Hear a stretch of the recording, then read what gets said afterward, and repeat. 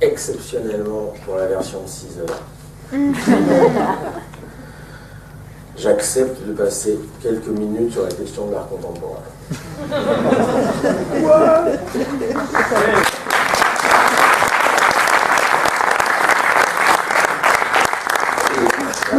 Comme je ne la fais pas souvent, je ne veux pas me tromper dans les citations, donc je les ai imprimées. Je suis très très prudent avec la critique de l'art contemporain, parce que si vous ne prenez pas le temps d'expliquer ce que c'est que cette arnaque gigantesque, si vous n'avez que quelques minutes, on va vous soupçonner d'être réactionnaire, d'être poujadiste, d'attaquer là, en gros de faire partie du Front National. Et donc c'est très délicat de s'en prendre à l'art contemporain, et moi je prétends qu'une des tâches de la gauche est de se battre contre ça. Et vous voyez bien comment la gauche, elle s'est piégée dans le piège culturel, dans le piège artistique. On a le temps, on va prendre un petit quart d'heure, ça vous va?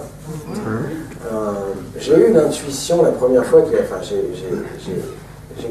j'ai eu le déclic en regardant une émission d'Arte sur la CIA. Arte. Ça va? Bon, la chaîne culturelle. Et alors il y avait une émission à 4 épisodes qui était une histoire de la CIA. Regardez ça. Et là je tombe sur un mec, un directeur de la CIA des années 60 qui dit: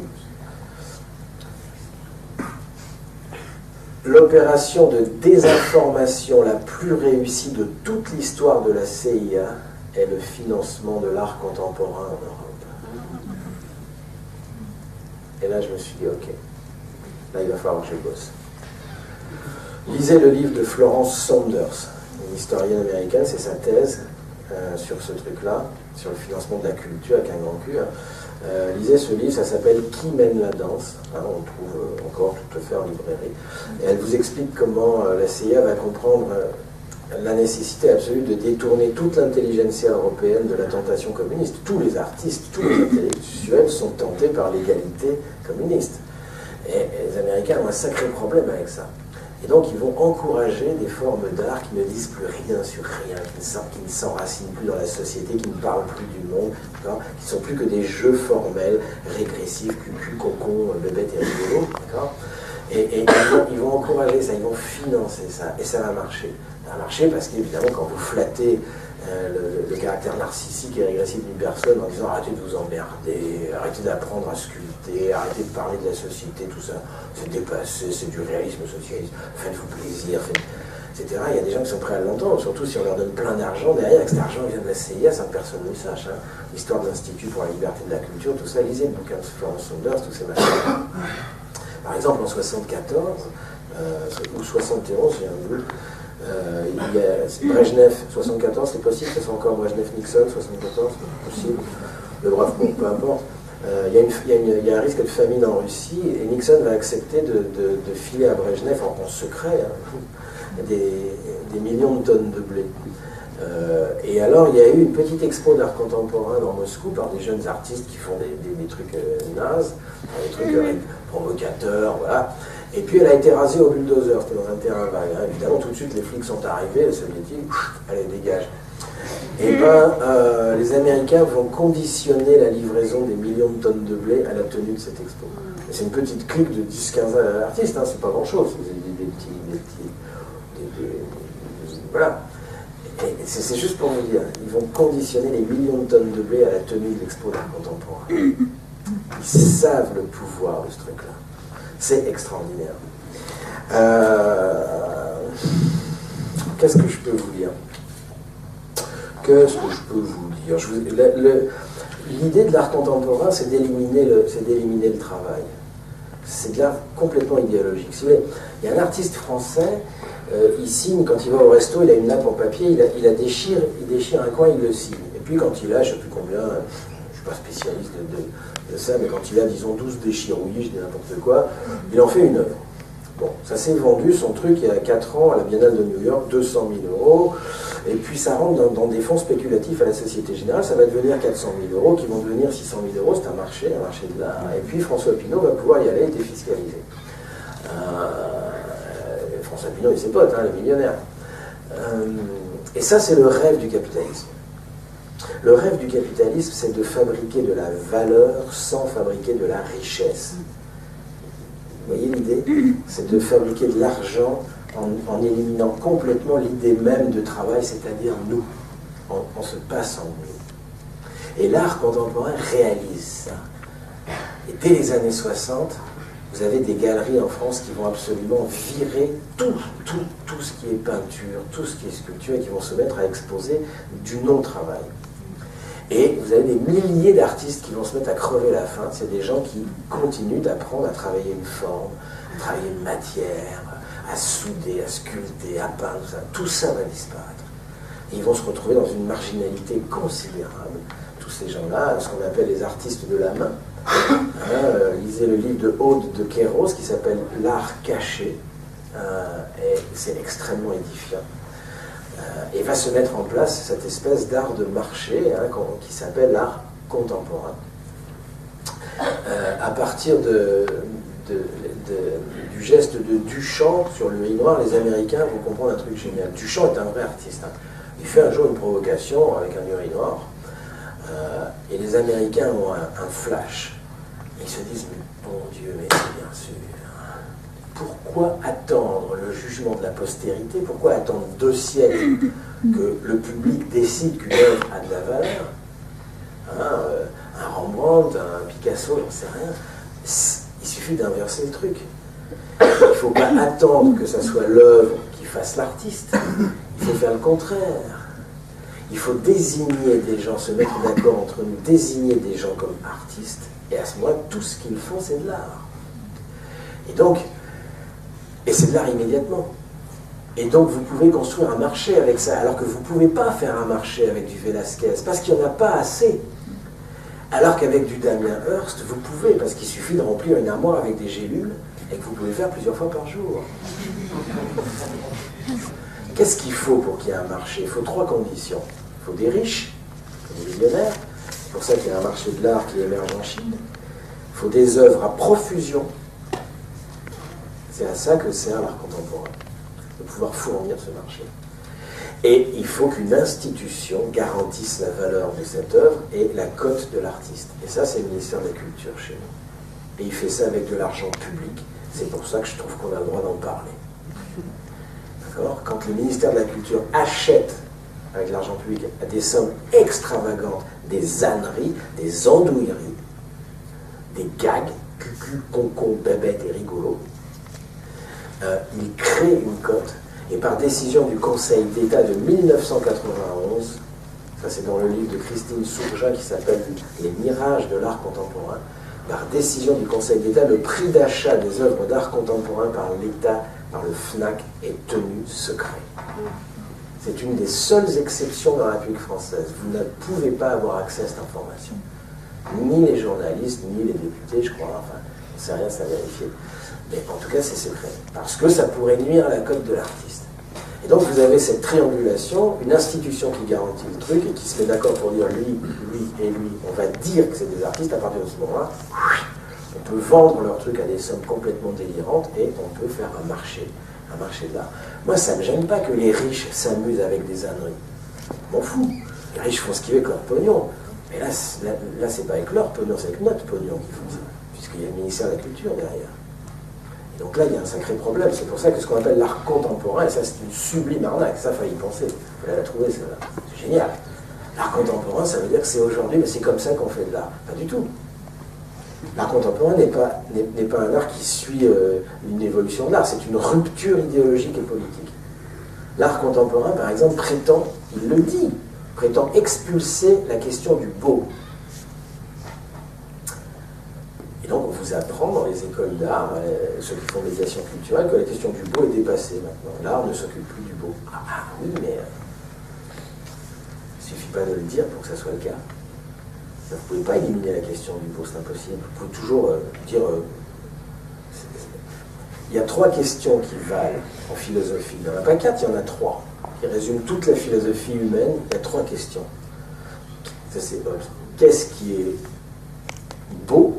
Qu'est-ce qui est vrai? Qu'est-ce qui est juste? Qu'est-ce que le beau? Qu'est-ce que le vrai? La question de la vérité. Qu'est-ce que le juste? La question de la justice.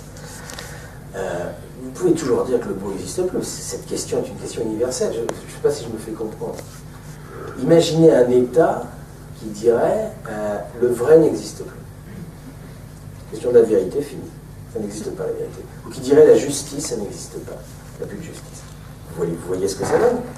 Bien, l'État fait ça. L'État fait ça en disant le beau n'existe plus. Ah oui, sauf que la question du beau, c'est pas parce que Jacques Lang décide que ça n'existe plus que c'est une question qui existera toujours. Et donc c'est un art complètement idéologique dans lequel on inverse le truc et c'est désormais le regardeur qui crée l'œuvre d'art. C'est-à-dire c'est plus l'œuvre d'art qui crée le public, c'est le contraire. C'est-à-dire qu'on met, comme j'ai vu à la FIAC, je suis allé à la FIAC avec Mermet il y a 2 ans, vous avez 30 petites cuillères et c'est à vous de décider ce que vous... Mettez le sens que vous voulez là-dessus. Il n'y a plus de sens, c'est vous qui le mettez. Moi j'ai mis 30 petites cuillères. Elle valent cher. Hein. Elle valent cher. Vous avez écouté dans l'émission 3 réacs à la FIAC. On s'est fait plaisir. Hein, à un moment, on arrive dans un stand et moi je repère un petit crochet, 1,50 €, un crochet Castorama, un crochet. Et le nom d'un artiste en dessous. Le petit cadre. Et donc je dis à Mermet, je dis ça c'est une œuvre. Mermet me dit non, pas déconner. Je dis si, c'est une œuvre, tu vas voir. Non, je suis sûr que non. Donc on arrive, on fait un peu les niais. Et donc Mermet il dit au galeriste, donc un jeune gars, tu vois, qui est à fond dedans, qui veut aider les artistes français. Enfin voilà, il essaie de se convaincre. Le rôle d'un critique d'art, c'est de se persuader de ce qu'il raconte. Hein. Et donc, Mermet dit c'est le crochet, c'est parce que vous attendez le tableau, enfin l'œuvre. Et donc le gars, voyant pas le piège, très gentiment dit ah non, c'est l'œuvre. Donc l'autre dit ah bon, c'est l'œuvre. Mais ça vaut combien? Et alors là, le gars dit ah, mais il ne faut pas commencer par poser cette question. Pourquoi tout de suite vouloir savoir combien ça vaut? Non, laissez-vous imprégner par le... Donc, le mec dit non, mais je suis imprégné à mort, mais combien ça vaut? Et donc, le gars dit bon, vous voulez savoir combien ça vaut? Ben oui, on vous le demande, oui. Bon, ça vaut 15 000 €. D'accord. Et on doit le mettre où? Mais où vous voulez. Ah bon, faut pas que... Enfin, je sais pas, l'artiste va me demander de le mettre dans un certain endroit. Non, pas du tout, vous le mettez où vous voulez. Donc, je peux le mettre dans mes toilettes? Oui, si c'est ça que vous sentez.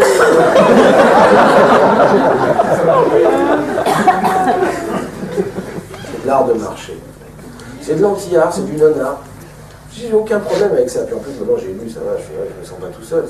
C'est vraiment une décision de casser la question de l'art. Mais je veux dire, bon voilà, c'est pas parce que tu décides de la casser, parce qu'il y a un pouvoir complètement taré, et parce que des riches décident de se faire du fric avec ça, que la question de l'art cesse d'exister. Demandez à tous les artistes qui crèvent la dalle aujourd'hui en France, et il y en a peut-être ici, enfin, je veux dire, qui font ce qu'ils peuvent pour vendre, pour sculpter, tout ça, qui continuent le travail de la main. Ils devraient plutôt se faire reconnaître, sauf que là, pour que votre crochet vaille 15 000 €, il faut que vous soyez dans un certain nombre de réseaux. Il faut qu'on décide qu'on va jouer ça avec vous.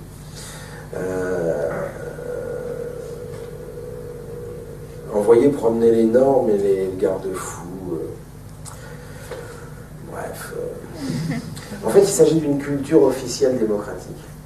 Faire pipi par terre, ou fabriquer des idioties comme ça, c'est une culture officielle, comme en Union soviétique, une culture d'État. Sauf que c'est une culture officielle démocratique, c'est-à-dire qu'elle consiste à valoriser en permanence de la liberté d'expression. Une liberté d'expression absolument sans objet. C'est-à-dire une expression qui n'est jamais subversive, qui n'est que transgressive. Vous voyez la différence entre une transgression et une subversion? Une grosse partie de l'œuvre de l'art contemporain, c'est pipi, caca, sperme, pipi, caca et sperme et crachat. Beaucoup de transgressions. Et faire pipi par terre à Avignon, si vous voulez, c'est de la transgression. Ce n'est pas de la subversion. C'est-à-dire que faire pipi par terre, ça ne fait pas peur au MEDEF. Et nous faire passer de la transgression pour de la démocratie, de la liberté d'expression, c'est vraiment nous prendre pour des quiches. Mais ça marche. Alors je vous ai présenté, je voulais vous citer, c'est le rêve de la marchandise, si vous voulez, c'est le rêve marchand. l'art n'est plus réduit qu'à un jeu formel complètement déconnecté de la vie et qui n'en reçoit plus l'impulsion. Alors, je me propose de vous citer quelques œuvres. Je ne vais pas les commenter, je vais juste vous les dire. Ça va? On a le temps? Tranquille. Alors, est-ce que vous connaissez BMPT? BMPT, c'est 4 personnes, c'est Buren, Mossette, Toroni et Parmentier, hein, qui ont décidé dans les années 60 que l'art, c'était un opium au service de la bourgeoisie. Et donc que l'artiste doit refuser le système et refuser de faire de l'art. D'accord? C'est ça qui fait que c'est un artiste. Vous me suivez? Vous arrivez à suivre? Donc l'artiste, c'est celui qui refuse de faire de l'art. Ça va? Bon.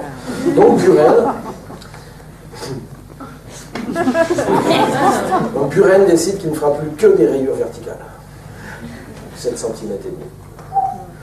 D'accord, donc Parmentier dit « Ouah, trop fort, t'es trop balèze. » Donc moi, je ferai des rayures horizontales. Parmentier ne fait plus que des rayures horizontales. Alors du coup, Mossette, il dit « Ah, vous êtes sérieux avec moi? Bon, bah, je ferai des points. »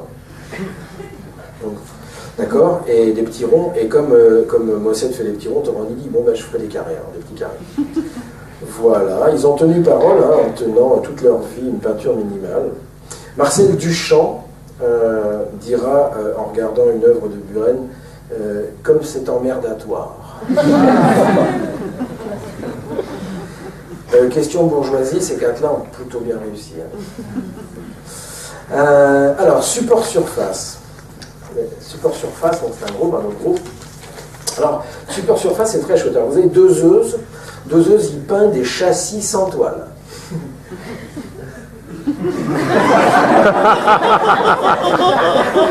Allez, c'est balèze, c'est sport. Alors Vialat, son pote, il dit « Ah, enfoiré !» Alors Vialat, lui, il peint des toiles sans châssis. Et Seytour, comme l'un qui a fait le châssis, l'autre la toile, il dit « Attends, je vais vous avoir. » Il peint l'image du châssis sur la toile.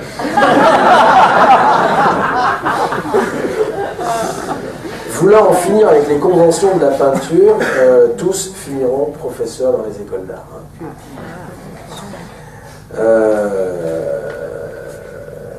Celle-là, je vais vous la lire parce que l'art contemporain, c'est un art du capital.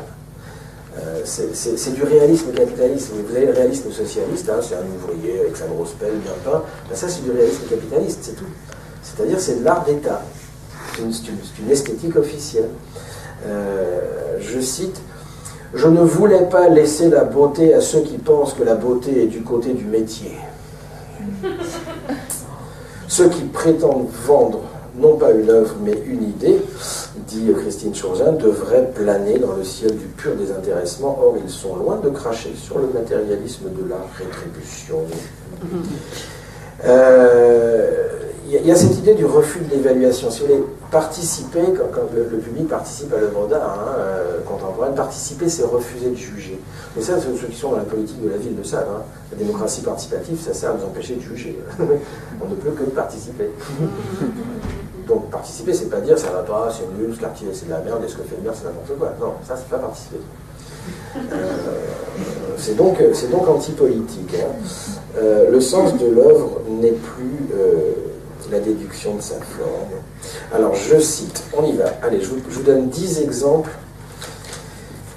Alors vous avez Ankarawa. Vous connaissez? Alors Ankarawa, lui, il dactylographie les années passées, puis les relie en volume, d'accord, depuis 999 000, l'année moins 999 882, ça va? Il les dactylographie. Donc 999 881, 999 830, jusqu'en 997 400 avant Jésus-Christ. Donc il les dactylographie, il tape et puis il les relie en volume, ça va? Et donc, c'est parce que c'est un hommage à tous ceux qui sont morts. Alors, c'est dommage qu'il n'ait pas une copine qui soit anthropologue, parce que l'homo sapiens, c'était pas né, il n'y avait pas de mort. Ça arrive beaucoup plus tard, ça arrive à moins 20 000 ou un truc comme ça, tu vois, je veux dire, c'est pas grave. C'est l'hommage à tous ceux qui sont morts. Enfin bref, l'État français, via le FNAC, va acheter 10 volumes de cette œuvre. Le prix est tenu secret. Alors vous avez Klaus Kloski. Alors lui, c'est plus marrant, il classe les 1000 premiers nombres par ordre alphabétique.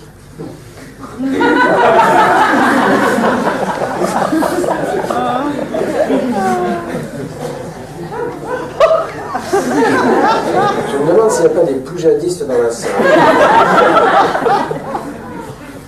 Alors, Opalka. Alors, Opalka, c'est très chouette, lui.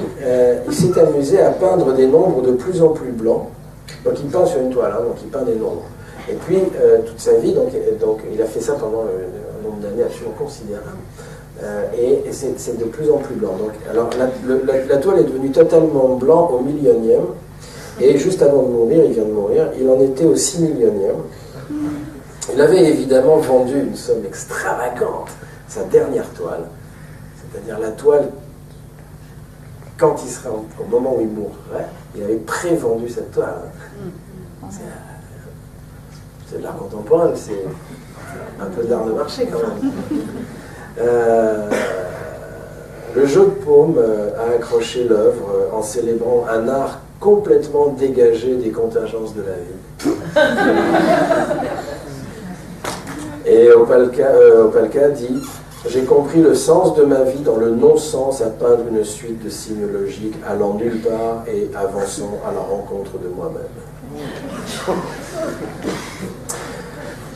J'en cite que 10, hein, puis après on passe à autre chose. Vous avez Art Schwager. Alors lui, il a fait un polyptyque en formica, très grande réussite qui évoque le retable de l'agneau mystique de Van Eyck, ou plutôt l'armoire ouverte de ma concierge. Donc c'est un polyptyque, quand vous ouvrez, il n'y a rien dedans, en formica. Et la FNAC, le FNAC c'est le Fonds National d'Achat d'Art Contemporain. Le FNAC dit, de pour les guillemets, les promesses que suscite la possibilité d'ouvrir une structure fermée sont déçues par ce singulier polyptyque. L'intérieur ne contient rien de plus que l'extérieur et l'ouverture des panneaux n'apportera aucun sens nouveau. La structure du retable se voit mise au service de la répétition du même. Alors on appelle ça du discours délirant. Tout le discours artistique, c'est du discours délirant. On fait ça dans les ateliers de désintoxication à la langue de bois. Hein. On s'amuse maintenant, on demande à des gens de présenter une œuvre et de nous faire un acte de médiation culturelle. Donc voilà, ils mettent une biscotte là-dessus, puis ils nous disent, alors voilà, cette permanence du permanent et de l'impermanent dans un re-questionnement de la verticalité, enfin tu vois, on se marre. Donc si vous regardez l'édito, par exemple, d'un spectacle de danse contemporaine, c'est souvent très impressionnant. Mireille Duchemol réinvente une histoire de la diagonale à travers une aventure de la peau toujours renouvelée. Tu vois, tu regardes le truc, tu dis ouais, ça a l'air balèze. Puis tu le relis une deuxième fois calmement, et ça ne veut rien dire. Ça n'a absolument aucun sens. Et c'est pour ça que c'est de l'art. Si ça dit quelque chose, c'est pas de l'art. Vous avez Christian Boltanski, quand il a fait son tas de fringues au Grand Palais, il y a 2 ans, il y a 3 ans, monumental, vous savez, une fois par an au Grand Palais, il y a une œuvre monumentale. Donc Christian Boltanski, il avait fait un tas de fringues, il avait acheté des milliers de fripes aux Emmaüs, il avait fait une grosse montagne de vêtements. Et puis, il y avait des haut-parleurs autour, puis ça faisait boum boum, des bruits de cœur humain, boum boum, comme ça. Et puis il avait demandé à ce que le Grand Palais soit ni chauffé ni éclairé. Ça coûtait 30 € l'entrée, tu te caillais les miches, et donc tu faisais une fois le tour du tas de fringues, puis tu ressortais alors. Et ce qui est très intéressant, c'est Audrey, non c'est pas Audrey Pulvar, c'est comment elle s'appelle, Pascal Clark, je crois, qui fait l'émission le soir sur France Inter. Je sais plus laquelle, enfin il y a une animatrice qui l'interroge, et alors elle, c'est terrible parce qu'elle est pleine de bonne volonté, donc elle essaie de mettre du sens dans le truc, donc elle lui dit Christian Boltanski, est-ce que votre œuvre veut symboliser la Shoah? Donc lui répond non, pas du tout, non. Et elle insiste. Elle dit, pourtant Christian Boltanski, enfin cet tas de vêtements, on pourrait... Et l'autre commence à s'énerver, elle est marrante l'émission. Il dit, mais arrêtez de vouloir me faire dire quelque chose, enfin je suis un artiste. Animateur de sociocul dans une MJC, le mec, il ne parle pas de choses, il fait un acte... Non, bref. Alors l'exposition Voilà. Ça, c'était chouette, ça présentait un artiste qui archivait tout et n'importe quoi, mais qui déclare avec aplomb, c'est un système d'érudition inversé. Je ne veux pas imposer mes goûts, alors je présente des non-goûts. Bon, alors après, vous avez, comme sur la beauté, je vais passer parce qu'il y en a trop. Enfin, Nick Knight, lui, c'est un aquarium géant fourni des asticots au centre de la chapelle Saint-Charles. Vous avez Lee Bull au MoMA à New York. Lui, il a présenté des poissons en décomposition en train de pourrir avec des perles dessus. C'est joli. Alors vous avez un humour aussi assez marrant dans l'art contemporain. Au jeu de paume, ils ont exposé un camp de concentration en Lego. De Anselme Kiefer, Dieudonné ferait ça, il est en taux direct. Ou Henrik Plaigne Jacobsens, lui, il a fait une chambre à gaz hilarant. Donc, comme c'est de là, il a eu. Ah, Paul McCartney, c'était chouette, vous avez suivi ça, c'était une ville du sud de la France. Il y avait un mannequin pantalon baissé qui était en train de forniquer à un arbre. Et c'était en pleine rue de, je ne sais plus quelle ville c'était dans le sud. Et donc le maire a interdit le truc, c'était tous les mots qui passaient, qui voyaient un mec en train de baiser un arbre. Et donc le maire, qui est un réactionnaire de droite, manifestement, avait pas aimé. Alors, j'avais fait un bordel, la drague, l'histoire de la culture avait hurlé à la censure, enfin bref, bon. Bon, Wim Delvoye, vous connaissez, c'est la machine à caca. Olivier Blancard, lui, travaille que avec du sperme d'artiste. Michel Jounial, à la galerie Templion, lui, après une messe en latin, il a fait manger son sang sous forme de boudin, afin d'être un archétype de la création. Oui, et Christine Surgeon dit un truc chouette, elle dit la régression n'a rien de neuf dans l'histoire humaine. La nouveauté, c'est son officialisation. C'est sa promotion au statut de normalité par le biais du mot magique culture et d'un appareillage intellectuel légitimateur. L'illusion de tout maîtriser par le concept révèle de l'infantilisme pédant. Vous avez des trucs pas mal aussi, c'est Iota Castro, donc ça, non, c'est pas grave, ça Paporanis, ah oui, Paraponaris, pardon, c'était drôle ça, il avait une expo qui s'appelait Tout ce que je vous ai volé, donc il volait des trucs à des gens dans la rue, et il avait fait une expo. Mais ce con, il avait volé un vélo, et le mec reconnaît son vélo. Donc le mec prend le vélo, et porte plainte contre l'artiste. Et donc, catastrophe, il ne peut pas le reprendre, c'est devenu une œuvre d'art le truc. Donc la drague va monter au créneau en lui interdisant de reprendre son vélo et en disant que c'est honteux de saccager une œuvre d'art. Et le mec il dit mais je veux juste mon vélo, merde. Moi c'était à Marseille. Alors vous avez le body art aussi. Alors Santiago Sierra, lui, il a payé 6 pauvres à la 20-30 $ pour avoir une ligne tatouée sur le corps. Bon, ça encore, pourquoi pas. Il a payé également des ouvriers africains 50 € par jour pour creuser 3000 trous inutiles pendant 37 heures par jour. Pendant 30 jours, 7 heures par jour en plein soleil. Puis ensuite, il les a fait reboucher. C'était, voilà, son truc, c'était 3000 trous inutiles. Bon, c'est sympa. Ah, il y a John Cage, vous connaissez sa fameuse pièce silencieuse. Bon. Alors, ce qui est intéressant, c'est la définition qu'il en donne. Aucun sujet, aucune image, aucun goût, aucune beauté, aucun message, aucun talent, aucune technique, aucune idée, aucune invention, aucune intention, aucun art, aucun sentiment.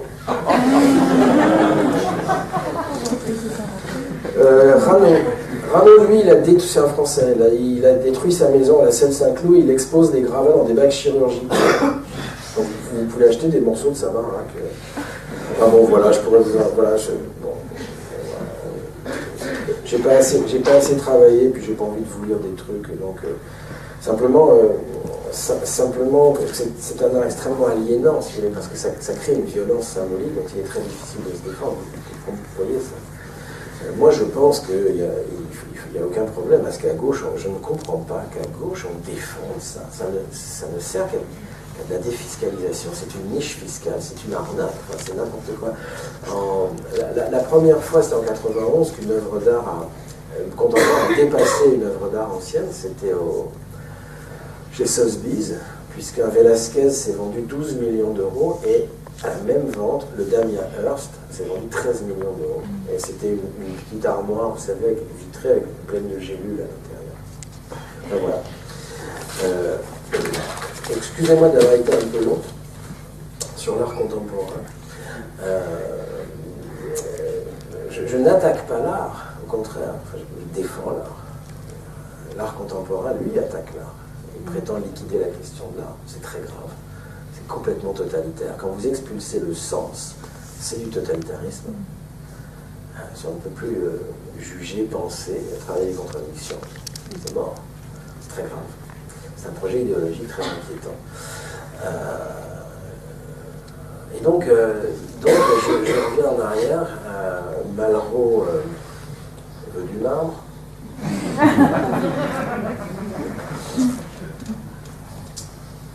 Cette réduction de la culture à l'art est un vrai problème. Moi, je suis allé dans plein de colloques où il y avait marqué l'art et la culture. Le Parti communiste, l'art et la culture. Et en fait, vous n'avez que de l'art. Vous regardez le programme du colloque, c'est que de l'art. Qu'est-ce qu'ils appellent culture?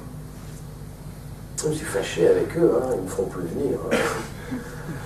Quand ils m'ont donné la parole, j'ai dit écoutez, je regarde, sur 3 jours, vous avez marqué l'art et la culture, je vois théâtre, musique, danse, peinture, et c'est quoi la culture? Pour vous, vous dites l'art et la culture, c'est des choses différentes, c'est quoi la culture?